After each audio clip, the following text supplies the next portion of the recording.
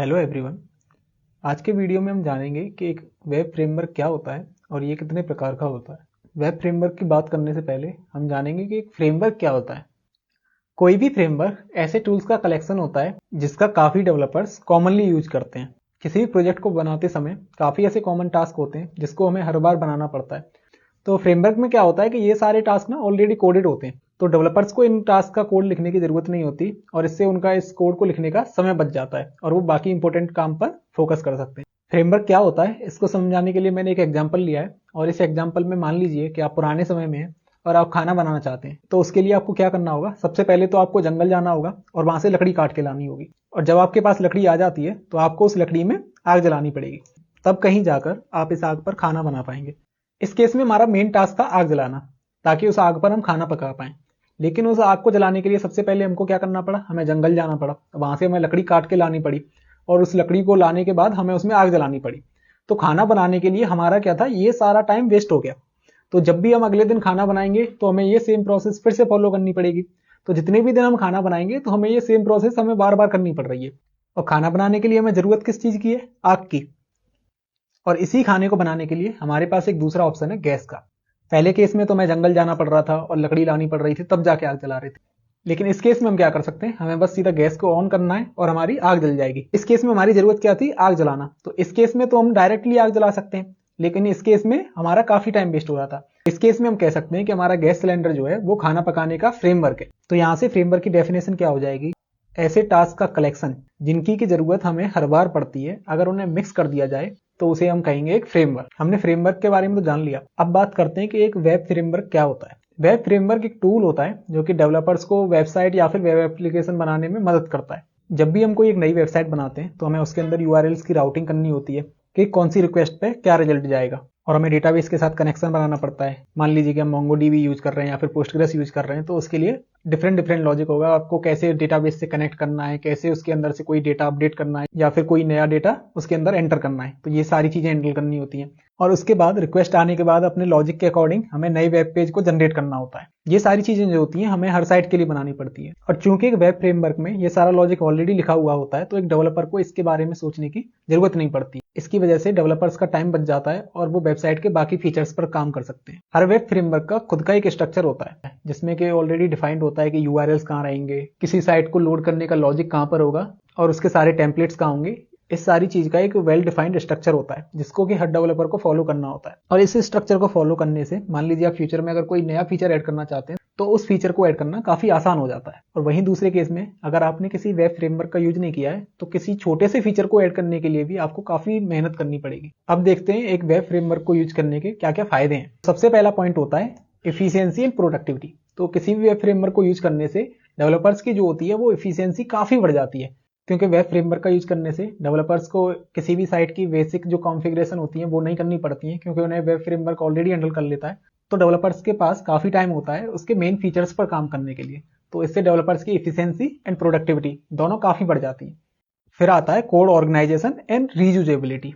जैसे कि मैंने पिछली साइड में आपको बताया था कि फ्रेमवर्क्स का खुद का ना एक वेल डिफाइंड स्ट्रक्चर होता है जिसको हर डेवलपर को फॉलो करना होता है। तो इस वजह से हमारा कोड जो होता है वो ऑर्गेनाइज्ड रहता है कि कौन सी चीज कहाँ पे रहेगी। और कोड के ऑर्गेनाइज होने से हमारा जो कोड की जो है रीयूजेबिलिटी, जाने के अगर हमने किसी काम को करने के लिए लॉजिक ऑलरेडी लिख दिया है तो हमें उस सेम लॉजिक को रिपीट करने की जरूरत नहीं है, हम उसी लॉजिक को दोबारा से यूज कर सकते हैं। यही होती है रीयूजेबिलिटी, जाने के किसी भी कोड को दोबारा से यूज करना। फिर होता है enforcing best practices and design pattern. जैसे कि मैंने आपको अभी बताया कि हर वेब फ्रेमवर्क का खुद का वेल डिफाइंड स्ट्रक्चर होता है जिसको हर डेवलपर को फॉलो करना होता है। तो इससे फायदा क्या होता है, जितने भी डेवलपर्स किसी एक वेब फ्रेमवर्क पर काम कर रहे हैं तो वो सभी के सभी सेम डिजाइन पैटर्न्स को फॉलो करेंगे। क्योंकि सारे डेवलपर्स सेम डिजाइन पैटर्न को फॉलो कर रहे हैं तो उनके लिए कोड को समझने में आसानी होगी, और इसी वजह से ये कम्युनिटी बनाने में भी काफी हेल्प करता है। तो अगर फ्यूचर में कभी किसी को भी कोई भी एरर आती है तो वो सीधा गूगल पे सर्च कर सकता है, क्योंकि सारे डेवलपर्स सेम डिजाइन पैटर्न को फॉलो कर रहे हैं तो किसी ना किसी को ये एरर ऑलरेडी आ चुकी होगी। तो ऐसे उस एरर का सॉल्यूशन मिलना भी काफी आसान हो जाता है। लास्ट में आता है streamline development and reduce time to market. क्योंकि सारे डेवलपर्स सेम डिजाइन पैटर्न को फॉलो करते हैं और कोई भी कोड का रिपीटेशन नहीं होता है और कॉमन लॉजिक जो है उसको वेब फ्रेमवर्क में लिखने की जरूरत नहीं पड़ती है, तो इसका डेवलपमेंट जो होता है काफी स्मूथ हो जाता है और किसी भी प्रोजेक्ट को लॉन्च करने में, यानी कि उसको मार्केट तक पहुंचने का समय भी कम हो जाता है। अब जानते हैं कि वेब फ्रेमवर्क्स कितने टाइप के होते हैं। सबसे पहले तो होते हैं front end framework. Front end framework को क्लाइंट साइड फ्रेमवर्क भी कहा जाता है। किसी भी वेबसाइट या वेब एप्लीकेशन के फ्रंट एंड को बनाने के लिए फ्रंट एंड फ्रेमवर्क का यूज किया जाता है। फ्रंट एंड पे यूज होने वाले मोस्ट कॉमन फ्रेमवर्क जो हैं वो एंगुलर और रिएक्ट हैं। फिर आते हैं बैक एंड फ्रेमवर्क। जैसे कि इसके नाम से ही क्लियर है, बैक एंड फ्रेमवर्क को बैक एंड पे यूज किया जाता है और इन्हें सर्वर साइड फ्रेमवर्क भी कहते हैं। बैक एंड डेवलपमेंट के लिए जो सबसे ज्यादा यूज किए जाते हैं वो फ्रेमवर्क वो हैं स्प्रिंग फ्रेमवर्क और लारावल। स्प्रिंग जो है वो जावा का फ्रेमवर्क है और लारावल जो है वो पीएचपी का फ्रेमवर्क है। फिर आता है full stack framework. Full stack framework जो होता है वो front end as well as back end वो दोनों का काम कर सकता है। इसके पास क्लाइंट साइड और सर्वर साइड दोनों को हैंडल करने की कैपेबिलिटी होती है। और जेंगो फ्रेमवर्क जो है वो एक फुल स्टैक फ्रेमवर्क है। जेंगो पाइथन का ही फ्रेमवर्क है और ये काफी पावरफुल है। जेंगो को मैं खुद भी काफी पसंद करता हूँ, इससे आप काफी कम समय में काफी अच्छी साइट्स बना सकते हैं। फिर आते हैं एपीआई फ्रेमवर्क्स। एपीआई फ्रेमवर्क जो होते हैं, जैसे कि इसके नाम से ही पता चल रहा है कि एपीआई फ्रेमवर्क्स का यूज हम एपीआई बनाने के लिए करते हैं और एपीआई बनाने के लिए आजकल सबसे ज्यादा जेंगो रेस्ट फ्रेमवर्क का यूज करते हैं और ये फ्रेमवर्क भी पाइथन का ही एक फ्रेमवर्क है और ये भी काफी पावरफुल है। फिर लास्ट में आते हैं हमारे मोबाइल वेब फ्रेमवर्क। जैसे कि इसके नाम से ही पता चल रहा है, मोबाइल फ्रेमवर्क का यूज मोबाइल के एप्लीकेशंस बनाने के लिए किया जाता है और इसके जो सबसे फेमस एग्जांपल्स हैं वो हैं रिएक्ट नेटिव और जेक्वेरी मोबाइल। आज के समय में मार्केट में हजारों फ्रेमवर्क प्रेजेंट है, तो इससे क्या होता है कि लोगों को जब भी कोई भी फ्रेमवर्क चूज करना होता है ना, तो वो हमेशा कंफ्यूज हो जाते हैं कि कौन सा फ्रेमवर्क सेलेक्ट करें।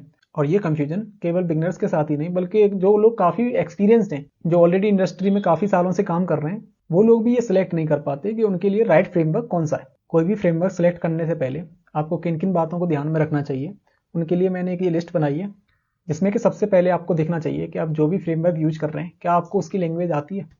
एग्जाम्पल के लिए मान लीजिए कि आपको पाइथन आती है और आपने कोई जावा का फ्रेमवर्क पकड़ लिया, तो क्लियर सी बात है आपको उसमें कोड करने में काफ़ी परेशानी होगी। तो अगर आपको पाइथन आती है तो आपको पाइथन का ही फ्रेमवर्क सेलेक्ट करना है, जावा आती है तो जावा का ही फ्रेमवर्क सेलेक्ट करना है, और अगर जावा स्क्रिप्ट आती है तो जावा स्क्रिप्ट का ही कोई फ्रेमवर्क सेलेक्ट करना है। अगर आपको कोई भी लैंग्वेज नहीं आती है तो सबसे पहले उस लैंग्वेज को सीखना है, तब जाके फ्रेमवर्क को सीखना है। डायरेक्टली फ्रेमवर्क पर जंप नहीं करना है। फिर आता है कम्युनिटी एंड सपोर्ट। इसका मतलब है कि आपको देखना है कि इस फ्रेमवर्क को ऑलरेडी कितने लोग यूज कर रहे हैं। ऐसा नहीं होना चाहिए कि कोई भी फ्रेमवर्क कल रिलीज हुआ और आपने उसको यूज करना स्टार्ट कर दिया, तो इससे क्या होगा कि उसे काफी कम लोग यूज कर रहे होंगे, तो कल को फ्यूचर में आपको कोई भी एरर आती है और आप उसका रेजोल्यूशन चाहते हैं या फिर उसे सर्च करते हैं, तो आपको उसका सोल्यूशन नहीं मिल पाएगा। लेकिन वहीं दूसरी साइड में अगर आप कोई वेल नोन फ्रेमवर्क यूज करते हैं, जैसे कि मान लीजिए जेंगो, जिसे लाखों लोग यूज कर रहे हैं, तो फ्यूचर में आपको कोई एरर आती है और आप उसे गूगल पे सर्च करते हैं, तो ये पॉसिबल है कि आपको उसका सॉल्यूशन डायरेक्टली मिल जाए, क्योंकि हो सकता है कि ये सेम एरर आपसे पहले किसी और को भी आई हो। तो कोई भी फ्रेमवर्क सेलेक्ट करने से पहले आपको देखना है कि उसे कितने लोग ऑलरेडी यूज कर रहे हैं। तीसरा पॉइंट आता है स्केलेबिलिटी एंड परफॉर्मेंस। स्केलेबिलिटी यानी कि फ्यूचर में अगर मान लीजिए आप अपनी वेबसाइट में कोई नया फीचर ऐड करना चाहते हैं, क्या आप उसे ऐड कर सकते हैं? अगर वो ऐड हो जाएगा तो उसे ऐड करने में कितनी मेहनत लगेगी। और दूसरा पॉइंट आता है परफॉर्मेंस। मान लीजिए स्टार्टिंग में तो आपकी वेबसाइट को काफी कम यूजर्स यूज कर रहे हैं, लेकिन फ्यूचर में आपका बिजनेस ग्रो हो जाता है और उस पर लाखों यूजर्स आने लगते हैं, तो क्या फ्रेमवर्क के अंदर इतनी पावर है कि ये लाखों यूजर्स को हैंडल कर पाएगा? अगर वो लाखों यूजर्स को हैंडल नहीं कर सकता है तो आपको वो वाला फ्रेमवर्क यूज नहीं करना है। फिर लास्ट में आता है आपका प्रोजेक्ट स्कोप और आपकी नीड्स, यानी कि आपकी रिक्वायरमेंट्स क्या क्या है। इससे पता चलता है कि आपका प्रोजेक्ट किस टाइप का है और ये किस फील्ड में काम करेगा। मान लीजिए कि अगर आपका फ्रंट एंड की कोई साइट है तो आप कोई सी फ्रंट एंड फ्रेमवर्क का यूज कर सकते हैं।